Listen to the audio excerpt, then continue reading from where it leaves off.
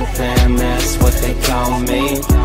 I promise that you never be alone. Teman, saya Yodare Anggawa dari channel Inspirasi Kebaikan 369. Salam kebaikan untuk semuanya dan semoga kebaikan datang dari segala arah. Selamat datang di channel ini dan semoga teman-teman bisa mendapat inspirasi dari Mindfulness Talk hari ini. Dan agar teman-teman mendapat insight yang lengkap, silahkan tonton sampai dengan selesai. Terima kasih ya. Kali ini saya kedatangan tamu mantan berbagai profesi gitu ya. Dulu sekolah kuliah di YAI Jakarta, sarjana ekonomi. Namanya Bli Bagus Putu Agus Widnyana ya. Jadi ceritanya dari banking ya, kerja di bank, terus di berbagai financial institution gitu. Lalu menemukan mindfulness di hobi tanaman gitu ya, kalau nggak salah ya. Kira-kira seperti itu nggak, Bli Putu? Silakan. Iya, mirip-mirip begitulah. Oke ya. Jadi saya juga kebetulan pernah punya hobi tanaman ya. Jadi memang itu hobi yang baik ya. Kata orang kalau kita belajar mindfulness itu gardening itu salah satu hobi yang harus ditekunin gitu. Nah, Bli Putu Bagus ya. Jadi biar agak teman-teman bisa paham, boleh cerita gimana ceritanya bisa lari ke dunia gardening seperti ini kira-kira. Boleh cerita? Oke, terima kasih sebelumnya Pak Rai. Gimana kabar? Mudah-mudahan sehat selalu nih dalam kondisi yang begitu menguji kita nih, hampir seluruh dunia. Pertama-tama mungkin saya sukanya sama tanaman itu ada cerita unik nih sebenarnya Pak Rai. Kebetulan rumah kita kan di depan pasar nih. Habis itu ada bapak-bapak tua kalau nggak salah dari Banyuwangi. Dia itu cara membawa tanaman itu kayak dipikul kalau nggak salah ya. Dipikul itu ditandu depan belakang. Terus dibawalah ke pasar. Nah saat tanamannya sisa dititip di rumah. Kebetulan orang tua saya yang udah almarhum itu sebagai pekerja ini honor Pemda ya, bagian retribusi kertis pasar. Mungkin sering ketemu di situ. Mungkin bapak mendiang penjual tanaman itu bilang, boleh nggak Pak nitip tanaman di rumah daripada saya bawa balik. Ya kalau almarhum bapak sih bilang nggak masalah, yang penting bapak nggak keberatan aja. Akhirnya bapak itu naruh tanaman di rumah yang kebetulan dekat dengan pasar. Persis itu rumah kita di depan pasar. Nah, artinya itu sepantas numpang lewat aja. Saya masih SD kalau nggak salah. Cuman almarhum bapak sempat pesan, itu ada orang nitip tanaman, kamu siram-siram aja. Sekali aja kamu dikasih rezeki, ntar ongkos siram gitu. Tanpa beban, namanya orang tua yang memerintah ya saya siram aja. Udah lewat dan sebagainya, udah lewat tamat SD dan sebagainya, belum saya minat juga sama tanaman. SD, SMP saya masih di Bali di Gilimanuk, SMA saya di Melayu, SMP saya di Melayu, SD aja di Gilimanuk, nggak inget. Artinya karena kebetulan saudara saya kan banyak nih. 10 orang. Hampir semuanya di Jakarta. Akhirnya saya ikut ke Jakarta merantau.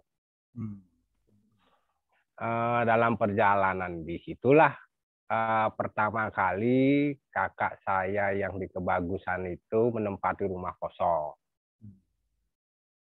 Habis itu supaya sejuk akhirnya beli tanaman. Di situ muncul, nggak tahu apa bibit atau apa, kita nggak ngerti. Karena mau berkebun, akhirnya saya ikut belanja. Kalau nggak salah di gedung pertanian, itu ada komplek tanaman hias di situ. Di situ saya mulai tertarik. Akhirnya sambil kerja karena waktu tidak sempat, sempat terlupakan, hanya hobi aja selama di Jakarta. Terus saya kerja di suatu bank swasta, ini kira-kira 4-5 tahun lah. Dihajar lah waktu itu, ada krisis apa ya? Bulan Mei atau apa itu ya? Kena program resizing. Akhirnya saya balik ke Bali waktu itu untuk mengisi kekosongan sambil ngelamar-ngelamar karena lama nggak dipanggil. Saya memberanikan diri membuka stand di daerah apa namanya itu bypass Ngurah Rai, ada kayak supermarket di situ. Lotte. Sekarang Lotte, dulu Makro kalau nggak salah namanya. Memberanikan diri membuka kayak model kaplingan tanaman hias dengan teman-teman. Itu sempat kalau nggak salah hampir 2-3 tahun lah. Tanpa berbekal jiwa istilahnya wirausaha, karena yang penting habis kerja bahwa saya pulang ke Bali, merantau, habis kerja di bank, ada kegiatan waktu itu kebetulan sama si Trune, ini masih bajang, artinya belum begitulah menuntut. Kebutuhan mungkin di situ ego kita merasa hebat dari kota ke Bali dengan modal sedikit, ada uang pesangon. Nah, di situ kita tanpa berhitung panjang lebar kita buka. Kalau boleh jujur, dengan modal begitu sebenarnya sih ada potensi itu.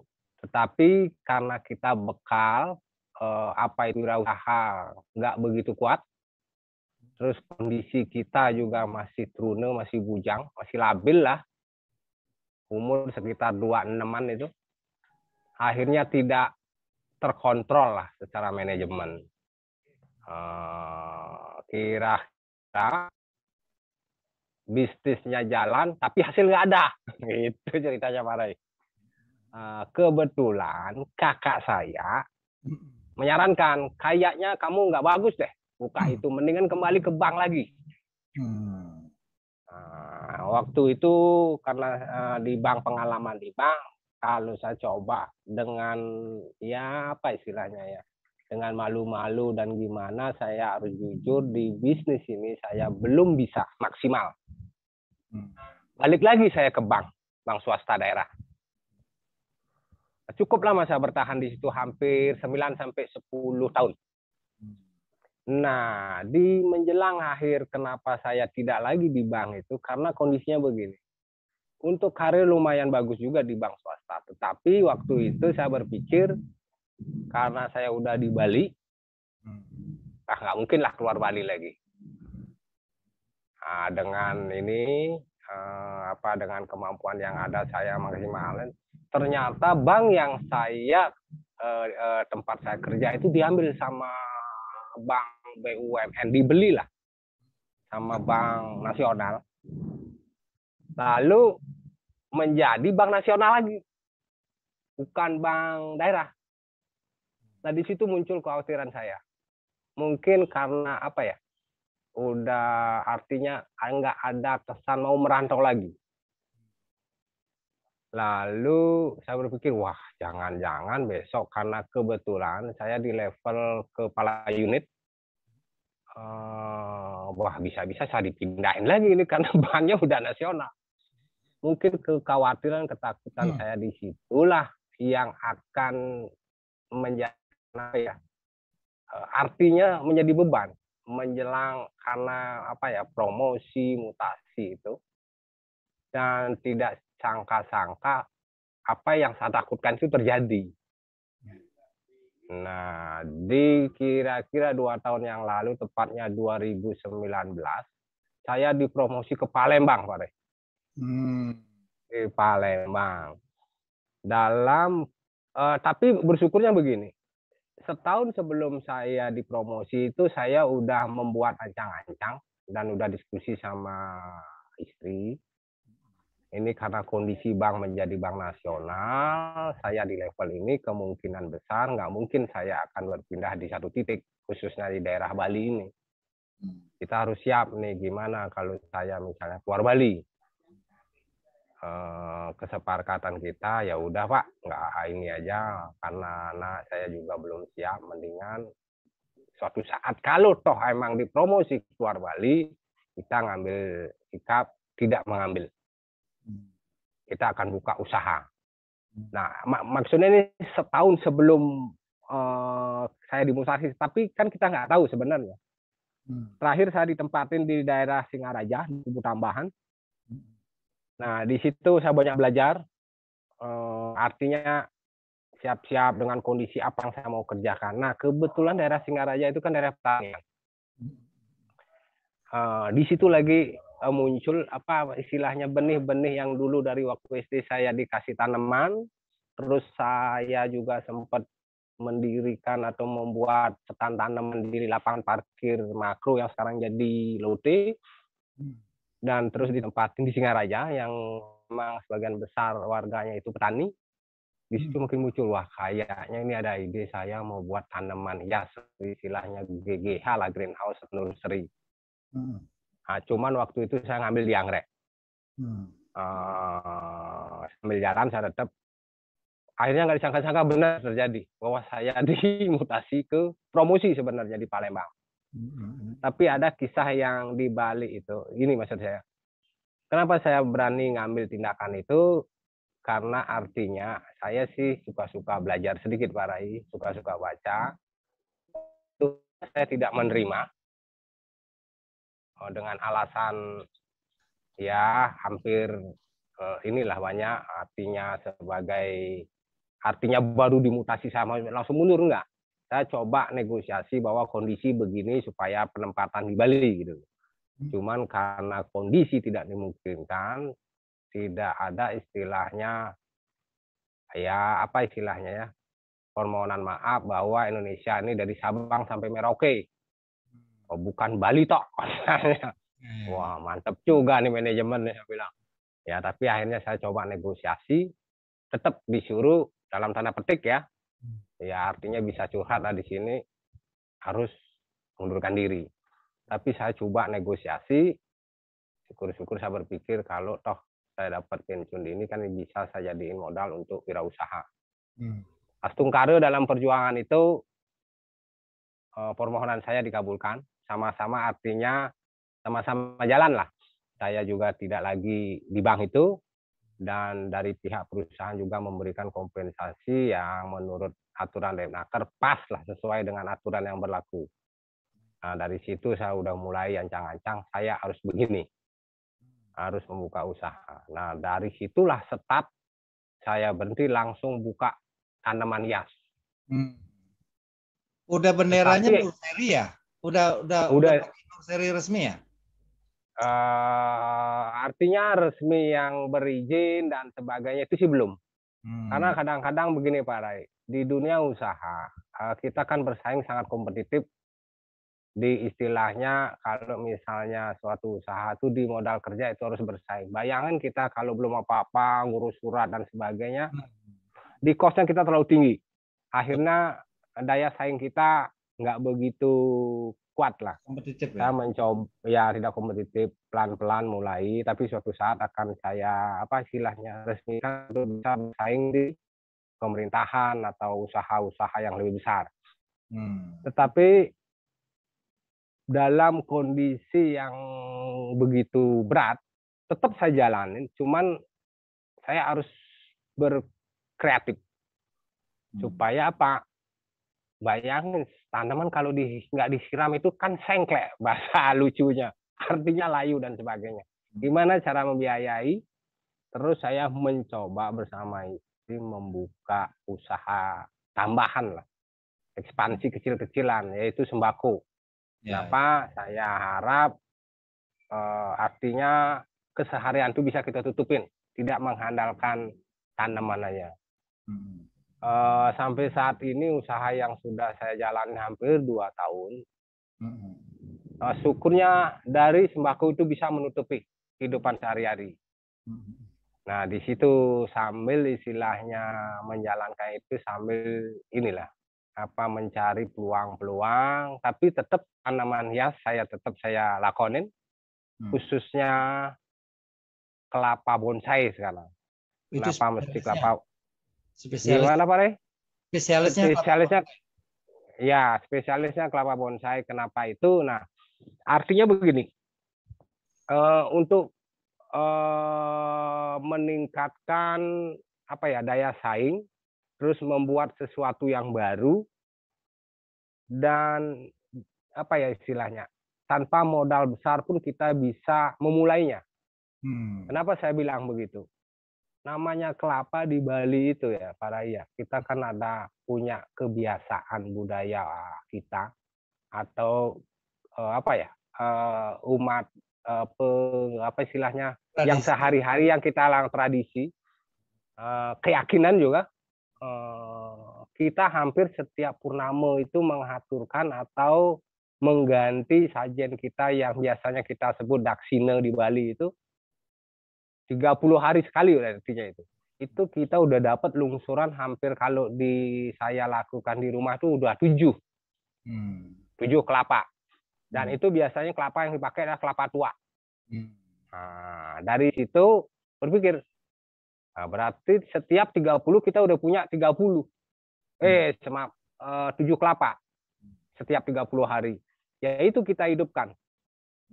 Dengan cara disungkup, istilahnya disungkup, kalau di kita tuh dibungkus, diungkep ya, supaya cepat dia. Nah, habis itu dari pertama bertunas itulah kita training.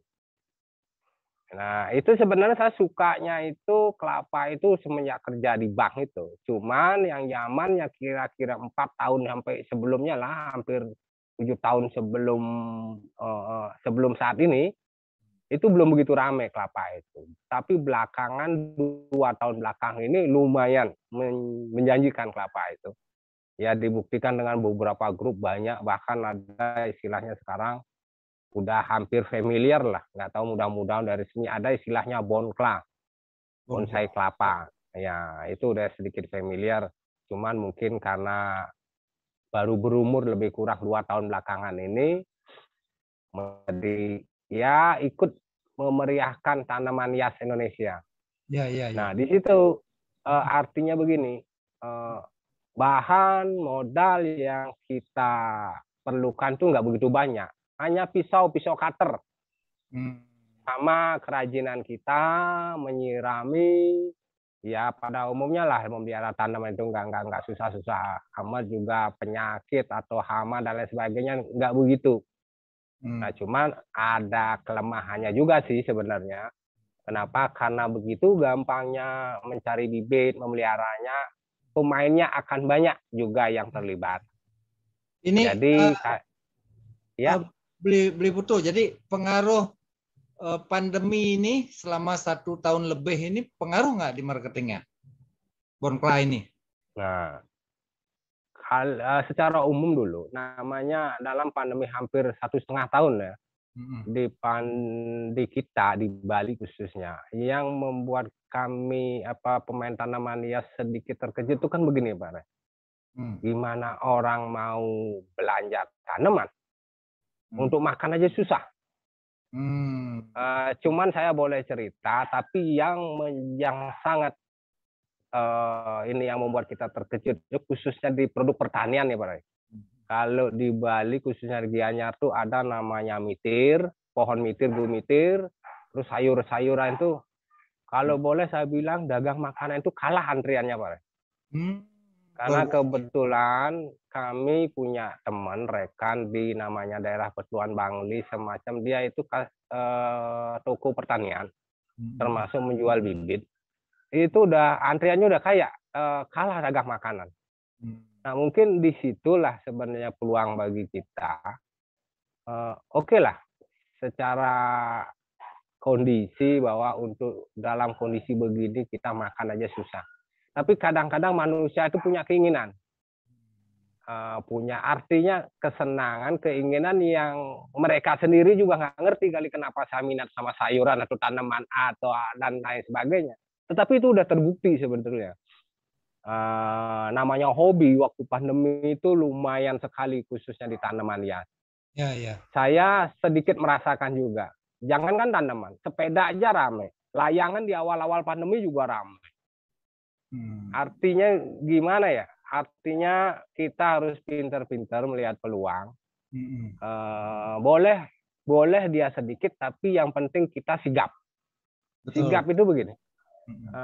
Wah, sepi sih emang atau tidak banyak, tapi pemainnya kan nggak banyak. Ini saya kasih contoh, Pak Ari, sangat gampang. Namanya telur ya. Kebetulan saya jual istri khusus sembakau juga beberapa kali itu mau mencoba. Itu telur namanya daerah kota di bypass namanya. Itu tuh kan gampang sekali beli telur di peternakan kita jual di pinggir jalan. Itu yang namanya dari 20 mobil lama-lama menjadi 3 mobil. Nggak tahu mereka yang sisanya itu beralih kemana, kita juga bingung. Nah, di situ kelemahan kita, Pak Rai, bahwa kita nggak tekun. Artinya tidak sabaran, tahu-tahu merasa sebulan, 2 bulan sepi, langsung beralih. Artinya nggak tekun ya bahasanya artinya. Yang penting gimana caranya memanage bahwa kita sehari-hari bisa menikmati hidup ini, bisa memenuhi kebutuhan, tetapi kita harus sabar. Karena apa? Kondisi. Sambil lihat peluang-peluang yang ada. Kira-kira begitu, Pak Rai. Itu ngomong-ngomong, Bon Kladi yang udah di belakang Beli Putu itu kira-kira usia berapa itu? Yang kelihatan di kamera. Nah, ini kebetulan umurnya 4 sampai 5 tahunan lah. Oh, kira-kira 1,5 meter ya tingginya ya? Wah, kalau ukuran tinggi itu karena ada ini 7 ya? 7 cm. 7 cm. Aja. Nah, ini cuman lingkaran gimana? Cuman diameternya itu berapa ini? Cuman 4 cm diameter batangnya. Ya. Gitu. Dicoba dipasarkan di marketplace nggak, Beli Putu? Marketplace misalnya di Indonesia, misalnya mungkin di beberapa daerah butuh, atau di marketplace luar negeri pernah coba nggak? Coba cari tahu barangkali kayak di Alibaba, di Amazon gitu. Nah, gini Pak Rai, salah satu boleh jujur ya Pak Rai, ya, kelemahan kita, saya khususnya, ini kan saya terlalu senang Pak Rai. Terus nggak tahu, artinya saya punya planning, punya rencana begini. Kebetulan tempat yang saya tinggal ini kan punya kakak, sepi. Terus saya mencoba membuat sesuatu. Keinginan saya dulu ini ya, ini apakah benar atau enggak saya nggak tahu. Emang si bisnis kadang-kadang maunya harus berpeluang cepat, artinya ada kesempatan. Nah itu yang belum saya bisa menikmati yang model kayak itu. Artinya begini Pak, saya membuat sesuatu, saya tetap si pasang, tapi ada kesan tidak ngoyo itu begini. Saya menciptakan sesuatu supaya peminat ini datang, terus kita ngobrol. Kenapa? Saya sih ingin mengajak penggemar apapun supaya tidak sekedar hanya dia senang, tapi diabaikan. Kalau kita sempat ngobrol, apakah itu tanaman, ayo kita ngobrol ke depan liaranya gimana. Jadi dia nggak beli sesuatu yang baru kulitnya bagus. Nah, contoh yang paling pas itu tanaman anggrek, Pak. Itu orang kan belinya saat berbunga. Sebulan, 2 bulan setelah berbunga, atau mati. Betul. Karena nggak paham, karena selalu beli.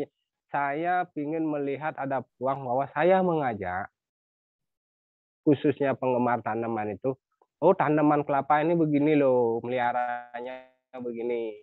Jadi di situ ada ikatan, emang sih kembali saya membiarkan alam itu yang membuat grup, apa istilahnya ya, segmen. Maksudnya begini, oh kelapa begini, ntar kalau gedenya meliharanya begini, kenapa mesti dipotong daunnya? Karena oh ini tinggal jual, bawa ntar kalau tinggal dipelihara jadi bonsai, kan nggak begitu Pak. Karena setiap daunnya tumbuh, dia harus dibelah terus supaya daunnya tetap kecil. Ya 2 bulan sekali diisi pupuk.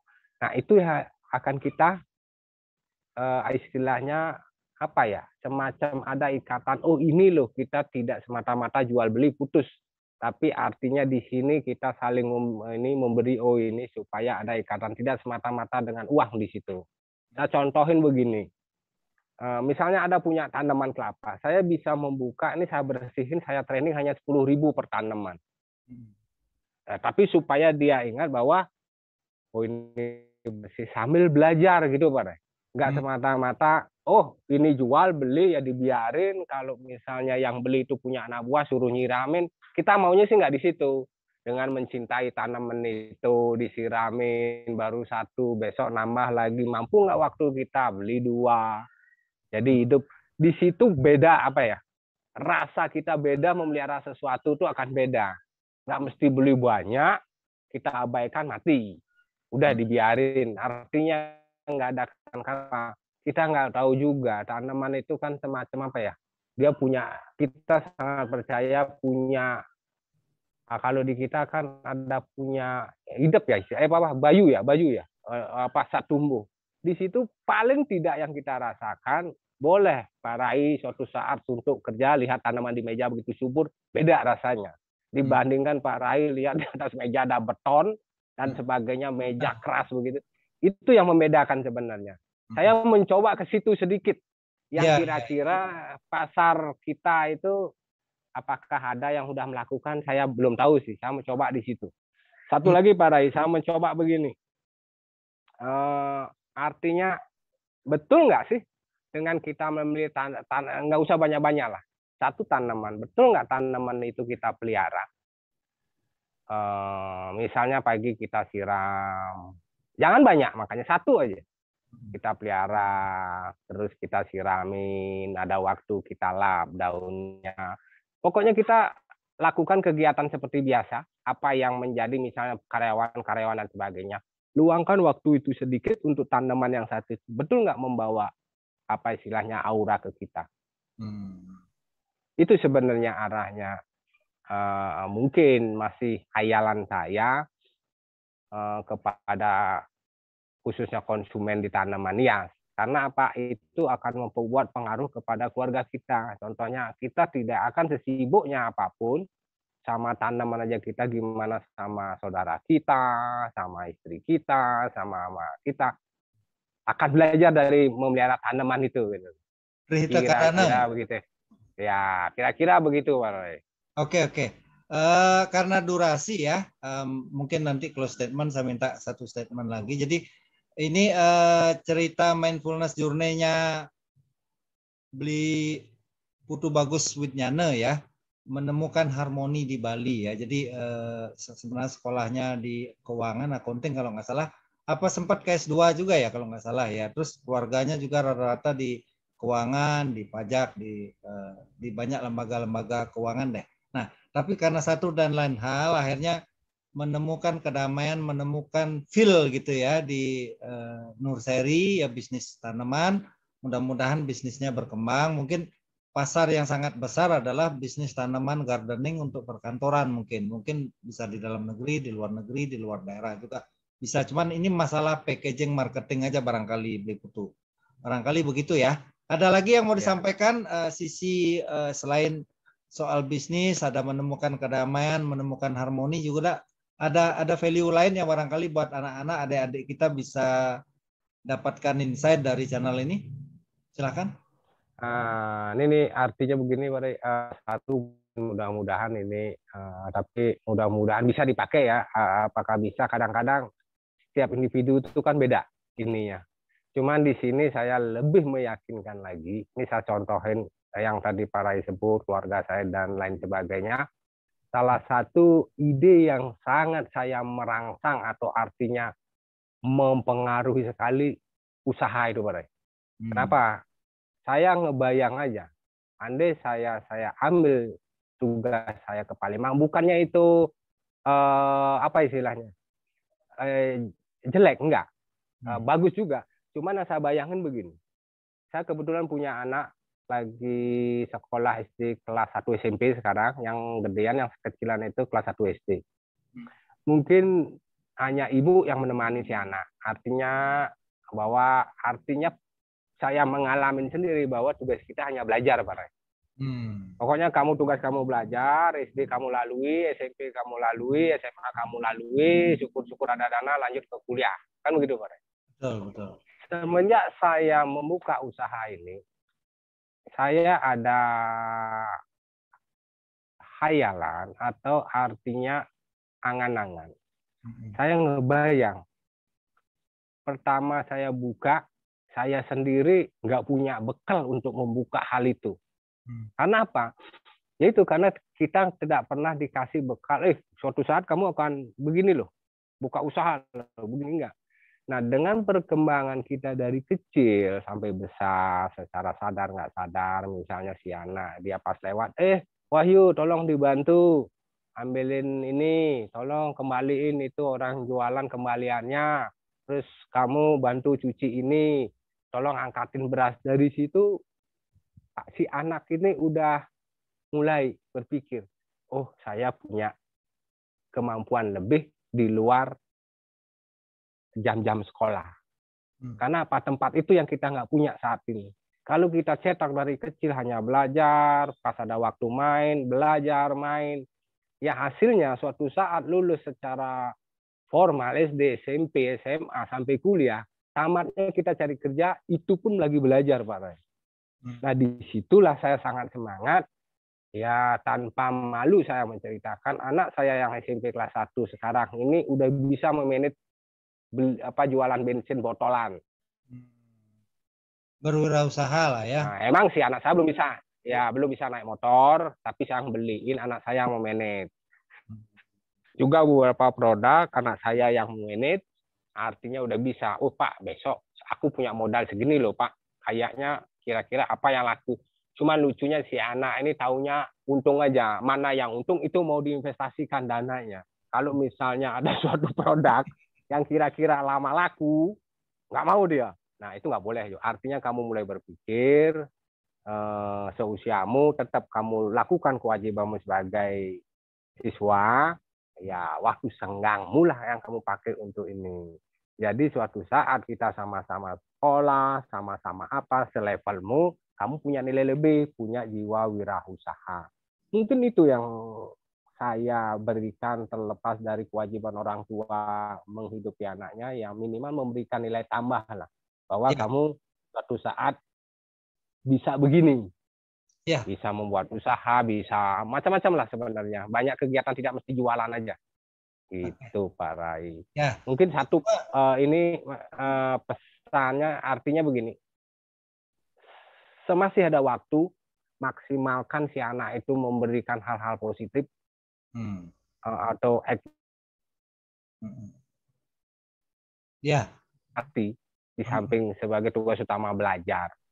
Kira-kira para itu. Nggih. Oke, Suksma beli butuh bagus bencana. Jadi setiap keputusan mesti ada impact-nya ya kepada keluarga. Tapi beli putus sudah ambil keputusan bagaimana